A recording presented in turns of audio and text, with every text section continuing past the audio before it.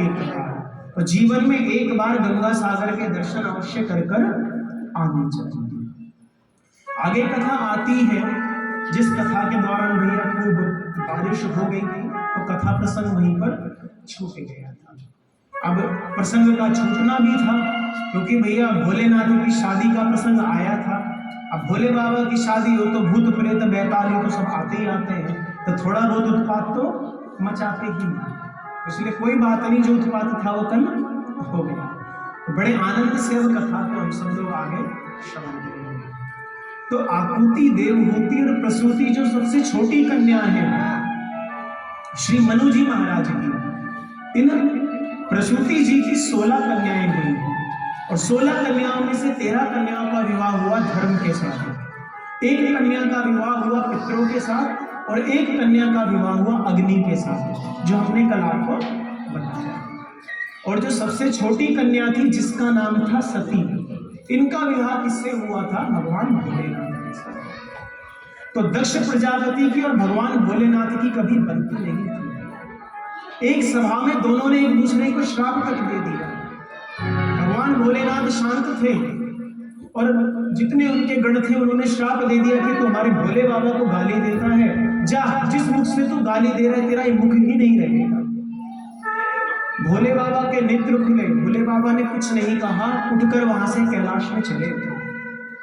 हमने कल बताया था ना, कहते आवत गारी एक है, पलटत होत अनेक, कहे कबीर मत पलटिए वही एक की एक। कोई हमें गाली दे तो भैया शांत होकर वहां से चले जाओ, क्योंकि जितना तुम उन गालियों का प्रति उत्तर देते जाओगे वो महाराज बढ़ती जाएगी, कम होने वाली नहीं। अब यहां पर दक्ष ने भगवान भोलेनाथ से वैर ठान लिया, झगड़ा ठान लिया। सुंदर एक महाराज कलखल में उसने यज्ञ किया और उस यज्ञ में सबको तो इनविटेशन दिया, सबको पहुंचाया कि भैया सब आना, लेकिन एक को नहीं बुलाया, किसको? भोले बाबा। सब देवता वहां पर पहुंचे अपनी अपनी आहुतियों को ग्रहण करने के लिए। तो यहाँ माता पार श्री सती माता भी आई, कहने लगी भोले बाबा ये जो कैलाश के ऊपर से विमान जा रहे हैं, कहाँ जा रहे हैं? तो उन्होंने कहा देवी तुम्हारे पिताजी ने यज्ञ रखा है, वहां पर जा रहे हैं। अच्छा, हमारा देवता भी बड़े बढ़िया लड़ाई लगवाने में। अच्छा, जाना ही था यज्ञ में तो कैलाश के अगल बगल से होके चले जाते, बीच में से क्यों गए कि माता सती देखे? भैया इधर उधर से भैया टर्न लेके चले जाते, नहीं पता लगता माता सती को। लेकिन कैलाश के बीच से नहीं गए ताकि माता सती को भी पता चले कि तुम्हारे पिता के यहाँ जाना है। सब पहुंचे वहां पर देवता और वहां सुंदर यज्ञ हो रहा था। यहाँ माता सती ने भोलेनाथ से कहा कि प्रभु मेरे पिताजी के यहाँ पर यज्ञ हो रहा है, मैं उसमें जाना चाहती हूँ। भोले बाबा ने समझाया, मना किया, कहते बिना बुलाए कहीं पर जाना नहीं चाहिए। तो माता सती ने कहा शास्त्र तो ये आज्ञा भी देते हैं कि महाराज गुरु के यहाँ पर, पिता के यहाँ पर या अपने किसी जो महाराज हमसे बड़े जनों उनके यहाँ जाने के लिए पूछना भी नहीं चाहिए, क्योंकि भगवान भोलेनाथ जानते हैं कि जाएंगी तो लेकिन वापिस आने वाली नहीं। भगवान भोलेनाथ ने कहा भाई हम तो नहीं जाएंगे, तुम्हारी इच्छा है तुम चली जाओ। उनको लेकर चलिए, महाराज 2-4 गण भेज दिए, साथ में काम करना, साथ साथ रहना। चली गई माता सती और जब पहुंची है उस यज्ञ में तो जितनी भी उनकी बाकी 15 बहनें थी, एक ने भी उनकी तरफ हंसकर नहीं देखा। पिताजी भी मुंह फिराकर चले दिए। सादर में नहीं एक माता, केवल एक माँ थी उनकी, जिन्होंने उनको देखा, उनके भेंट करी, उनके गले लगी और उनसे पूछा बेटी तुम ठीक हो? एक माँ का रिश्ता ऐसा होता है भैया जीवन में कि हमारे जीवन में कितना मर्जी कष्ट हो सकता है पिताजी एक बार हट जाए। अरे बालक आप देखते हो ना, छोटा सा हो महाराज, वो अपने कपड़ों को गंदा कर ले, कीचड़ में गिर जाए और ना जाने कैसे गंदगी करके आ जाए, पिता कहता है उससे दूर रहिए, पास मत आइए। माँ क्या करती है, तुरंत बालक को उठा के लेके जाती है, उसको स्नान कराती है, सुंदर कपड़े पहनाती है और ले जाके तब पिता की गोद में देती है, तब पिता लेता है। पिता उससे पहले गोद में नहीं लेता। लेकिन बालक कितना भी गंदा क्यों ना हो, माता इस बात में कभी भी नहीं सोचती कि अरे इसको मैं उठाऊंगी तो कीचड़ मेरे लग जाएगा, सब कुछ मेरे भी गंदगी हो जाएगी। इस बात को माँ कभी नहीं सोचेगी। बस वो ये देखती है कि मेरा बालक कैसे महाराज बढ़िया से रहे। और सभी माताएं भैया अपने बालकों को ऐसे संस्कार दो, क्योंकि सर्वप्रथम हमारे यहाँ पर गुरु किसको कहा गया है? माता को। सबसे पहले प्रणाम किसको किया जाता है? मातृ देवो भव। पिता का दूसरे नंबर पे स्थान है, पिता को बाद में प्रणाम होगा, पहले किसको? माता को प्रणाम होगा। मातृ देवो भव। और ये सभी माताओं का कार्य है कि वो अपने बालकों को संस्कार दें। अगर आपका बालक संस्कार विहीन है तो इसमें सबसे बड़ा दोष भैया माताओं पे जाता है। इसलिए जितना हो सके आप अपने बालकों को संस्कार दीजिए। बालकों को महाराज छोटेपन से ही जब संस्कार मिल जाते हैं तो महाराज बड़े होने पर वो संस्कार और निखर के आते हैं। जो माता चाहती है भैया बड़े होकर हमारा पुत्र हमारी बिटिया हमारा कहना माने, तो ऐसे ही संस्कार आप उनको दिखाओ, ऐसे ही संस्कार उनके सामने करके दिखाओ। आजकल के बालक सुन के नहीं मानते, जब करोगे ना तो मानते हैं। जब आप अपने सास ससुर का माता पिता के चरण छूओगे ना तो आपका बालक आपके पैर छूएगा।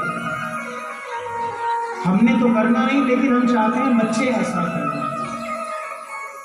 अच्छा, आप में से कौन कौन चाहता है कि हमारा भी जो घर का बालक है वो राम जी की तरह हमारी आज्ञा का पालन करे? थोड़ा हाथ उठाओ। सब चाहते हैं। अच्छा, आप में से कौशल्या कौन कौन बनी हुई है जो राम जी बनेंगे आपके घर में? कौशल्या की तरह कौन कौन है जो अपने बेटे को महाराज आचरण करना सिखाती है? जब आप कौशल्या बन जाओगी तब आपके घर का बालक अपने आप राम बन जाएगा। उसको सिखाना किसका काम है? आपका काम है। और किसी भी अवस्था में हो अपने बालकों को समझाओ, प्रेम से समझाओ। बहुत से लोग सोचते हैं डांटे मारे, भैया मार मार के जब बालक ऐसी अवस्था में आ जाता है जिसको हमारे यहाँ कहते हैं ना ऐसो ढीठ हो जावे वो बालक, कुछ ना करे, तुम कितना ही मार लो भाई कुछ नहीं करेगा। लेकिन प्रेम से समझाओ। प्रेम की भाषा तो भैया जानवर भी समझ जाता है तो इंसान नहीं समझेगा। तो सुंदर भैया केवल एक माँ ही थी ऐसी जो सती जी से प्रेम से मिली, बाकी और भी जितने थे कोई भी सती जी से ढंग से मिला नहीं। अब यहाँ पर माता सती ने देखा सबके लिए स्थान बना हुआ है, लेकिन भोले बाबा का कहीं स्थान नहीं है। सबके नाम की आहुतियां डल रही हैं, लेकिन भोले बाबा के नाम की एक भी आहुति नहीं डल रही। अब यहाँ माता सती को क्रोध आया। माता सती ने महाराज अपनी योगाग्नि को प्रज्वलित करा और उसमें ही भस्म हो गई। महाराज वो जो गण थे भागते हुए आए भोलेनाथ के पास, कहने लगे माता सती ने योगाग्नि में भस्म होकर प्राण छोड़ दिए हैं। भोले बाबा इतने महाराज क्रोधित हुए, अपनी जटा उखाड़ी और पर्वत पर मारी है। वीरभद्र नाम का एक गण प्रकट हो गया, कह दिया जाओ और उस यज्ञ को विध्वंस कर दो। वीरभद्र आए हैं, संपूर्ण यज्ञ को विध्वंस कर दिया और अंत में उस दक्ष का सिर काट के भगवान भोलेनाथ की आहुति दे दी। ओम नमः शिवाय नमः आहुति दे दी। जितने भी लोग थे हाहाकार मच गया। अरे जब दक्ष प्रजापति ही नहीं रहेगा, जब तो प्रजा का पालन कौन करेगा? भोले बाबा आए, भोले बाबा ने महाराज एक बकरे का सिर लगा दिया। सबने बोला महाराज बकरे का सिर ही मिला लगाने को? कहते हाँ, क्यों? क्योंकि बकरा मैं किया करता है। तो हमारे यहाँ कहा जाता है ना भैया, I is always capital when you put I in the front, at the middle और एट द लास्ट। आई को कहीं भी लगाओ वो बड़ा ही रहता है हमेशा। तो महाराज इसकी भी आदत थी हर जगह मैं करने की। भगवान ने बकरे को मुख लगा दिया तो जीवन भर मैं करता है। भोले बाबा आ गए, अपना वापसी कैलाश पे समाधि लगा दी। 87,000 वर्षों की समाधि। इसी बीच में एक महाराज असुर हुआ ताड़कासुर। उसने ब्रह्मा जी से वरदान मांग लिया कि मेरी मृत्यु हुई तो किसके हाथों? भगवान भोलेनाथ के पुत्र के हाथों मृत्यु हुई। अरे यहाँ तो ब्याह ही नहीं हो तो पुत्र कहाँ से होएगा? जब ब्याह होगा तब तो पुत्र होएगा। और उसने देख लिया भैया भोले बाबा की तो समाधि लग गई, ना जाने कब खुलेगी। और खूब वो उद्दंड हो गया, खूब वो महाराज उद्दंडता करने लगा, देवताओं को सताता। अब यहाँ भगवान विष्णु को सबने कहा आपके तो मित्र हैं, जाओ इनको मनाओ, इनकी समाधि करो। भगवान विष्णु गए